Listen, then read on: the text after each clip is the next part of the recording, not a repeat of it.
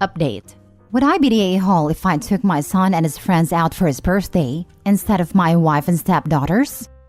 Original post. I, male 42, have 3 kids. A son, Isaac, who's 12, almost 13, with my ex who is no longer in the picture, and twin stepdaughters from my wife's previous relationship, Emma and Ava, 7 females. Isaac's 13th birthday is coming up next week, and he said that he wants to go to the movies and asked if he could bring 2 friends along. I agreed, and we planned a day out of fun, arcade, pizza, and a movie. These are all activities that I know that my son and his friends who are nerdy middle school boys would enjoy. When I told my wife about our plans, she suggested that we should have a family outing instead and proposed a local kiddie play place that my stepdaughters apparently love. I said that Isaac and his friends would be very disappointed and that he wouldn't have fun at a kiddie play place. She tried to convince me that Isaac could still have fun because there was an arcade there too, like 2 claw machines, a pinball, and a small DDR machine. She also said that since he sees his friends at school every day, family time should be prioritized over friends. I told her that it was unfair to force Isaac to spend his birthday at a kiddie play place instead of with his friends, and she accused me of favoritism and not loving my stepdaughters as much Isaac.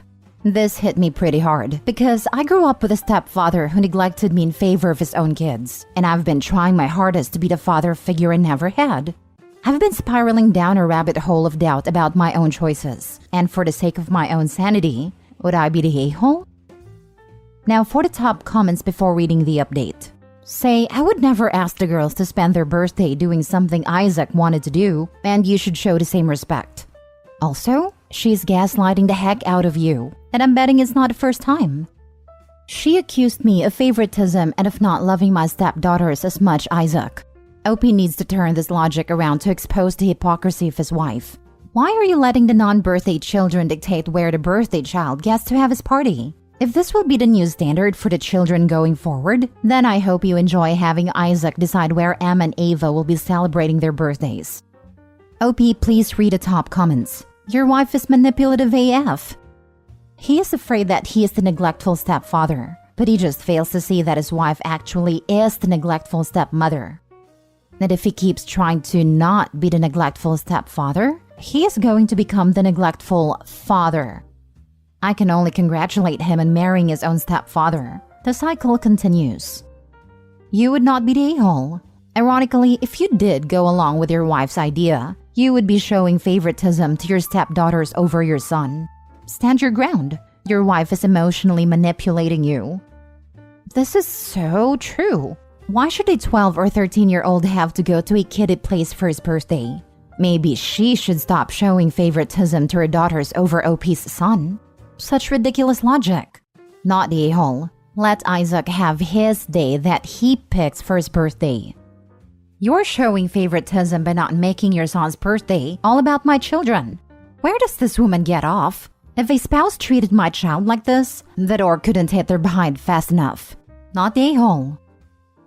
Now for the update. First of all, I just want to thank everyone who commented on my last post for opening my eyes. Folks said that there was more to my wife, who I will be calling Erica, than I knew. Y'all said I should talk to my son about what went on behind my back, and I did. And I regret not doing so earlier. Yesterday, my son had a day off school, teacher prep day I think, and I took the day off of work. After Erica left to go to her job and drive the girls to school, I sat my son down, and starting gently, I asked him about what Erica was like when I wasn't around. I work pretty late, so this was fairly often. At first, he was vague and hesitated to say anything bad about her. This set me on high alert, as it reminded me vividly of a similar conversation from my own childhood, and I assured him that he could be truthful with me. After some reassurance, he finally started talking about what she was really like. Here is a non-comprehensive list of things he told me about. He was not allowed to go to his friend's house down the street, which I normally, as we've known the family for years. He was berated and yelled at for spending time alone in his room. He was berated and yelled at for not playing with the twins. He was made to watch the twins while Erica ran errands, where she was often gone for hours. He was told that I would be angry with him if he didn't obey her or spoke badly of her to me, which I again reassured him that I was not angry or upset with him. Needless to say, it was an emotional conversation. I'm feeling very guilty that this all happened under my nose. I'm blown away that the woman I thought was the love of my life could do that to my son.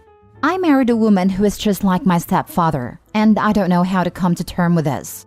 We went out to lunch to wind down and spend some more quality time together. When we got back, I had him pack a suitcase in case we had to leave. I also packed a suitcase. I was so furious with Erica. I never wanted to see her again. More importantly, I never wanted her in the same house as my son. Erica arrived home with the twins and was shocked to see me waiting for her at the table. I sent the twins to their rooms and my son was already standing by on his own and gestured for her to sit down, and I confronted her about her treatment of my son. At first, she tried to say that he was making things up for attention, that he was jealous of the twins for getting some of my love. I shut her down, and she then pivoted to the "he's older, so he needs to sacrifice for his younger sisters" angle, which I also shut down. As a last-ditch effort, she again accused me of not loving the twins. I got really angry at her then, because as you all pointed out, she was using my childhood trauma to manipulate me.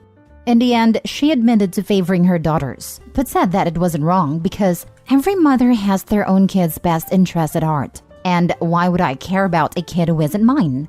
My blood just ran ice cold. I texted my son to get his suitcase and get to the car, and calmly told her that she could expect to be contacted by a divorce lawyer soon. I'm staying with my son in a hotel right now, and looking at apartments, divorce lawyers, and child therapists in our area. I'm angry, I'm sad, but mostly I'm disappointed in myself for letting it go on for so long. I hope my son can forgive me one day, even though I'm sure I don't deserve it. I wish the best for your daughters. But screw you, Erica. I'd also go to family therapy with your son. You didn't knowingly put your son into this situation, and would never have done so.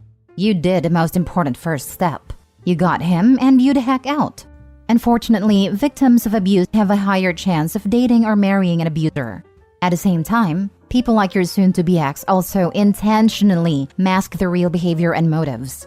She most likely never loved you, just what you could do for her. You were calmer than I could be. I have wanted to choke her. Oh, trust me, I wanted to throttle her.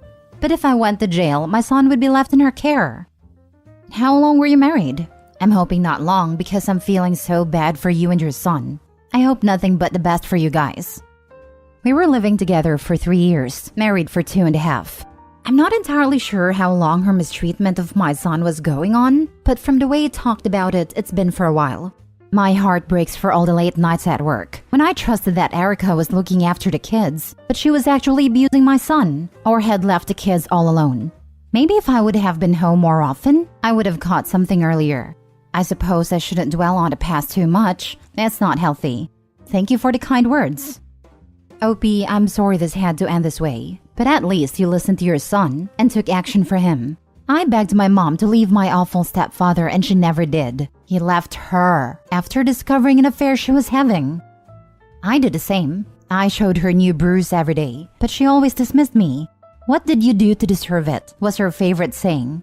Solidarity, my friend. Internet hugs to you if you want them. Wow, it's amazing that how, as a mother, she's allowed to have her own kid's best interest at heart and not care about a kid who isn't hers. But you, as a father, aren't allowed to have your own kid's best interest at heart while caring more about kids that aren't yours to not show favoritism. Pot to meat kettle.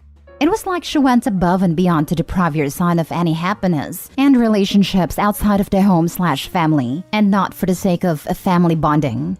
Aside from parentification/babysitting, she was isolating him in a way that you would normally attribute with abusive adult relationships, very sociopathic in nature.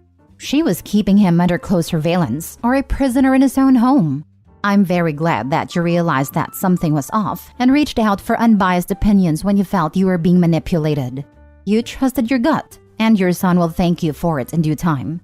I don't think you have to worry about receiving forgiveness from him, because you have always been standing up for him whenever she tried to interfere with his plans. Both the camping trip and birthday celebration comes to mind. And you did spring into action to escape her clutches, versus ignoring the problem like most parents do. I doubt that an awful narcissist like Erica will admit to it, but by not trying to be a good mom to your son, she caused her daughters a great dad. Last story. Am I the a-hole for telling my wife's friends to buzz off when he said I was taking advantage of her? Original post. I, male 25, and my wife, female 24, have been together for 6.5 years. About 3 months ago, I lost my job. This was sudden, but not at all unexpected. When I got home with the news, my wife and I sat down to have a serious conversation. The gist of it was that I would keep to our original plan of paying 50% of rent and bills, but that she would take over most of the other household expenses. This includes groceries and other related necessities such as pet food. A few weeks after this conversation, we had another to redistribute chores. This was more for me than for her. Things weren't getting done when I wanted them done, and she was having a hard time maintaining her half of the chores. She said she was too overwhelmed with her new job and the chores, and she was falling short, and was sorry. I said that I would take on everything, and the only thing she had to take care of were the litter boxes, because I just hate cleaning litter boxes. In exchange, she offered to pay for everything, and the only bill I would be responsible for would be 50% of rent. We both walked away happy, and this has been our arrangement since. A week or so ago, we went over to a friend's recently purchased house to hang out and check the place out. It was going well, but then her friend said something snarky about how I would have so much free time to fix stuff since I'm unemployed. I thought he was asking for help and replied that I wouldn't mind. He'd just have to give me a heads up. He asked why, since it's not like I'm doing anything. I reminded him we have a 5-month-old puppy that needs minding, a house that needs cleaning, and meals that need cooking. He huffed and called me a freeloader, saying that he knew my wife was paying for just about everything for us. It seemed so out of the blue to even mention. I said she might be buying the groceries, but I'm the one cooking them. That she might be paying for the lights, but I'm the one cleaning them. I've worked really hard to make sure no one gets to call me a bum, and my wife has deeply appreciated all of that effort. So much so that I know she talks to her friends about her homemade lunches and snacks and cookies. I told him I knew he was jealous that his girlfriend didn't talk about him the same way, and if he was so pressed in making me look like a worthless freeloader, he might want to remember who put the $50,000 down payment on their house, because I knew it wasn't him.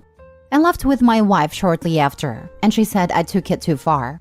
At the time, I had felt like I had been matching his energy, but thinking about it now, I don't know. Was I the a-hole? Edit to add. For those wondering why my wife was still doing her share of chores originally, it's because whilst she was unemployed, I still did my half. She didn't want to ask I do what she didn't. It was only after that week where I noticed she was struggling that we sat down for the second convo, where I offered to take it all. My wife and this guy's girlfriend have been friends for literally a decade. I've never minded that she tells her best friend everything about us because her friend does it too. Thus, how I knew about the down payment on the house. No one's talking about anyone behind backs. To answer a common question, am I currently looking for work? Yes and no. I'm trying to start my own handyman business, and although things have been going okay, I'm not making $1 million. So far, it has been just enough to get by, and that's fine with my wife and I, because the strain for 50 to 60 hours weeks was almost too much for us. Since I've gone part-time, we have been better than ever. So really, I'm a part-time house spouse. I have been turning in applications as a backup plan in case anything happens and I need to start making real money quickly. What was my wife doing during this, or did she say anything? This was a quick look over of the house. We weren't planning to be there for very long. After the guy and I exchanged words, my wife snorted a bit of a laugh and we moved on.